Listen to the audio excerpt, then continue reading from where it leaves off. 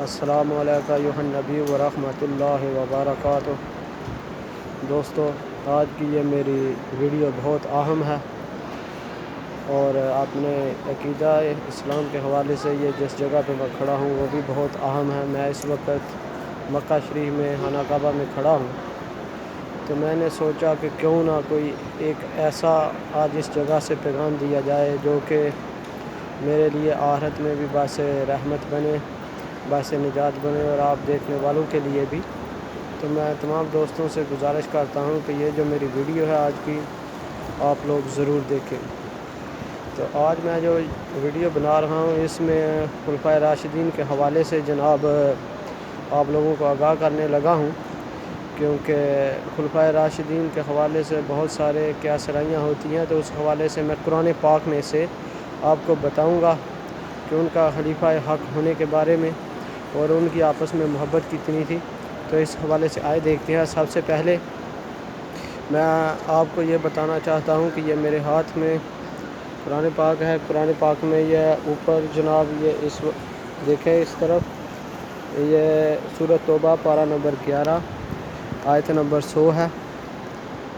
اس میں جناب اللہ پاک ارشاد فرماتا ہے: وَالسَّابِقُونَ الْأَوَّلُونَ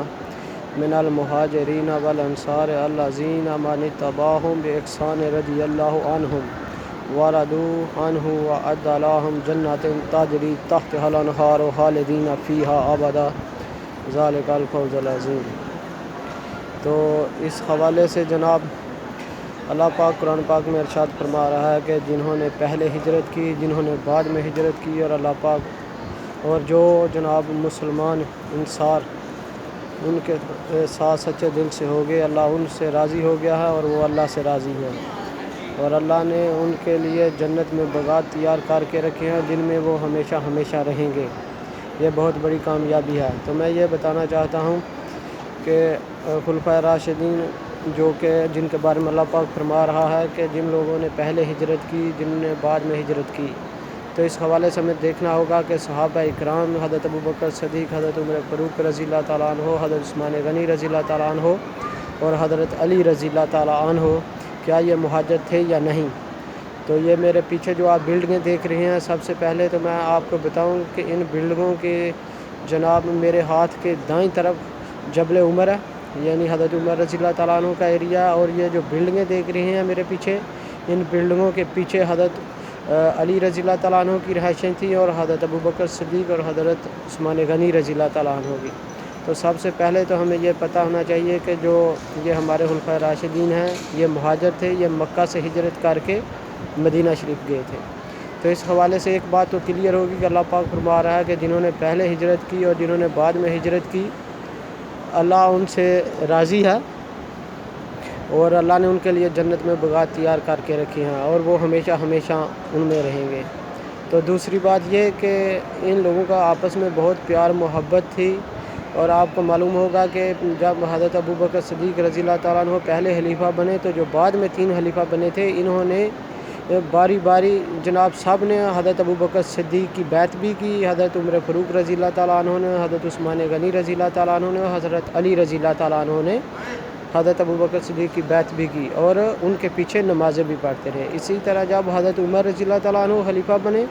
تو حضرت علی رضی اللہ تعالیٰ عنہ نے بھی ان کی بیعت کی اور حضرت عثمان غنی رضی اللہ تعالیٰ عنہ نے بھی ان کی بیعت کی۔ اسی طرح جب حضرت عثمان غنی رضی اللہ تعالیٰ عنہ خلیفہ بنے تو حضرت علی رضی اللہ تعالیٰ عنہ نے ان کی بیعت کی، اور حتیٰ کہ جناب حکومت میں ان کے ساتھ شامل رہے اور حکومت کو تمام خلفاء کے ساتھ مل کر حکومت کو چلایا۔ تو اس حوالے سے میں آپ لوگوں کو یہ بتانا چاہتا ہوں کہ ان کے درمیان کوئی اختلاف نہیں تھا، یہ آپس میں بہت پیار اور محبت کے ساتھ رہتے تھے، کیونکہ یہ ہم سب کو پتہ ہے کہ حضور نبی کریم صلی اللہ علیہ وسلم نے فرمایا کہ علی میرے بھائی ہیں اور فاطمہ میرے جگر کا ٹکڑا ہے، جس نے ان کو تکلیف پہنچائی اس نے مجھ کو تکلیف پہنچائی، اور جس نے مجھ کو تکلیف پہنچائی اس نے اللہ کو تکلیف پہنچائی۔ تو اللہ پاک تو کیونکہ بعض لوگ کہتے ہیں کہ انہوں نے حضرت بی بی فاطمہ الزہرا سلام اللہ علیہا کے ساتھ زیادتی کی، حضرت علی کے ساتھ جناب حکومت کے سلسلے میں دھاندلی کی، تو ایسی کوئی بات نہیں ہے، کیونکہ اگر ان کے ساتھ زیادتی کرتے تو یہ لوگ جنت میں نہیں جا سکتے تھے۔ اگر جنت میں نہیں جا سکتے تھے تو کیا اللہ پاک کو معلوم نہیں تھا کہ یہ لوگ ان کے ساتھ زیادتی کریں گے؟ تو اس حوالے سے اللہ پاک نے جناب پہلے ہی ارشاد فرما دیا کہ یہ لوگ جنتی ہیں، کیونکہ اللہ کو معلوم تھا کہ یہ آپس میں بہت پیار و محبت کے ساتھ رہیں گے اور یہ ایک دوسرے کے ساتھ زیادتی نہیں کریں گے۔ لہذا اگر کوئی بھی بندہ جو خلفائے راشدین کے متعلق کیا یہ کرتا ہے، وہ پہلے قرآن پاک کو پڑھے، قرآن پاک پہ تحقیق کرے، تو پھر آپ کو معلوم ہو جائے گا، کیونکہ ان کے دور زندگی میں ہی اللہ پاک نے پہلے ہی ان کو ارشاد فرمایا تھا کہ جو میرے دین کی مدد کریں گے، اللہ پاک ان کو دنیا میں ضرور حکمرانی عطا کرے گا۔ تو اس حوالے سے میں آج یہ ضروری سمجھ رہا تھا، کیونکہ یہ اس کا تعلق ایمان اور عقیدہ کے ساتھ ہے اور اسلام کے ساتھ ہے، کیونکہ ہمارے آپس کے اختلافات جو ہیں وہ اسلام کو اور مسلمانوں کو کمزور کر رہے ہیں۔ کیونکہ میرا یہ عقیدہ ہے کہ جب تک ہم لوگوں کے آپس میں پیار اور محبت نہیں ہوگا، اس وقت تک ہم کفار پہ غلبہ نہیں پا سکتے۔ تو لہٰذا وہ اس وقت تک نہیں ہو سکتا جب تک ہم ایک دوسرے کے عقائد کا احترام نہیں کریں گے۔ تو اس حوالے سے جو بھی خلفائے راشدین کے متعلق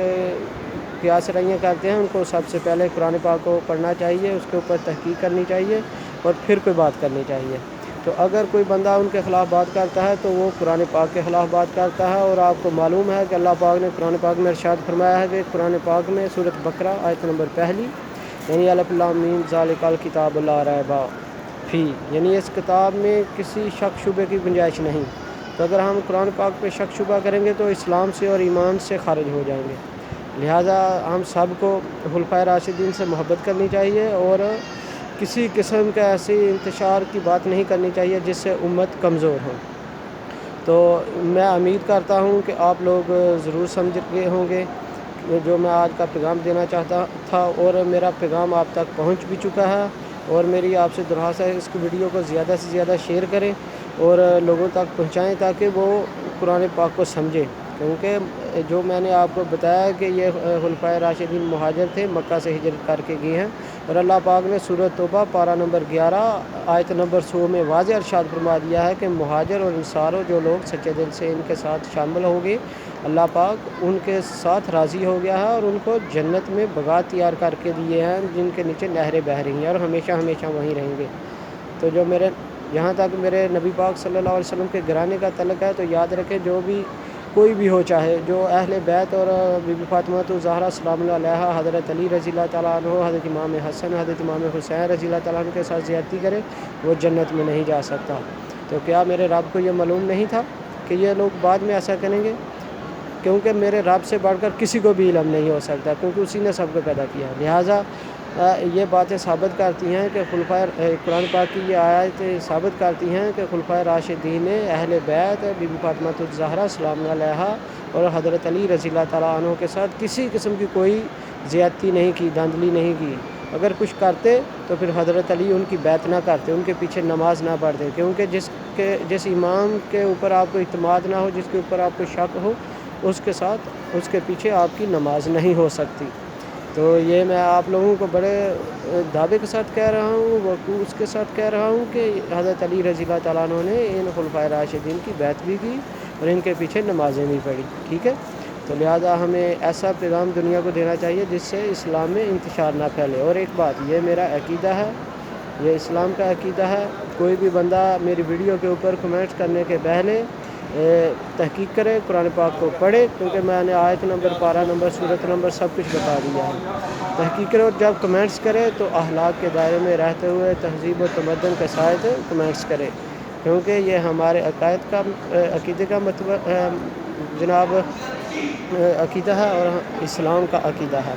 اور دوسری بات، خلفائے راشدین، صحابہ کرام، اہل بیت رضوان اللہ اجمعین کے شان میں گستاخی جو ہے پاکستان میں اندر تحفظ نموذج رسالت ایکٹ کے اندر آتی ہیں، اور ان کی سخت سے سخت سزا ہے، جیسا کہ تحفظ نموذج رسالت کی سزائے موت ہے۔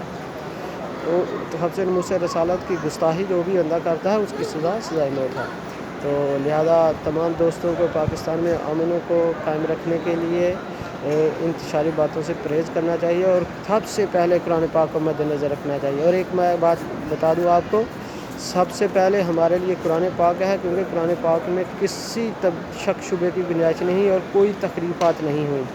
اور اگر قرآن پاک کے متعلق کوئی حدیث ایسی آتی ہے جو قرآن کے خلاف جا رہی ہے وہ ضعیف ہے. اگر کوئی طریق قرآن کے خلاف جا رہی ہے تو اس کو بھی سمجھے وہ بھی ضعیف ہے، کیونکہ قرآن میرا اللہ کا کلام ہے اور اللہ نے اس کی حفاظت کا ذمہ لیا ہوا ہے. جو کوئی بھی انسان تحریریں لکھتا ہے، طریق لکھتا ہے، وہ غلطی کر سکتا ہے لیکن اللہ کریم غلطی نہیں کر سکتا. میری آخر میں میری دعا ہے کہ اللہ پاک جناب ہمیں حق سمجھنے، حق بولنے کی توفیق عطا فرمائے اور اس پر عمل کرنے کی توفیق عطا فرمائے، اور ہم سب کا اللہ پاک بھلا کرے اور پاکستان کی حفاظت فرمائے، تمام مسلمانوں کا آپس میں اتحاد اتفاق کی دونوں نصیب فرمائے. اس کے ساتھ ہی جناب اللہ حافظ. اور آخر پہ میں یہ آپ لوگوں سے استدعا کرتا ہوں کہ میری ویڈیو کو زیادہ سے زیادہ شیئر کریں اور دوسرے دوستوں تک پہنچائیں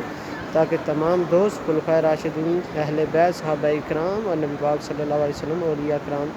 سے محبت کریں. اللہ حافظ. پاکستان زندہ باد.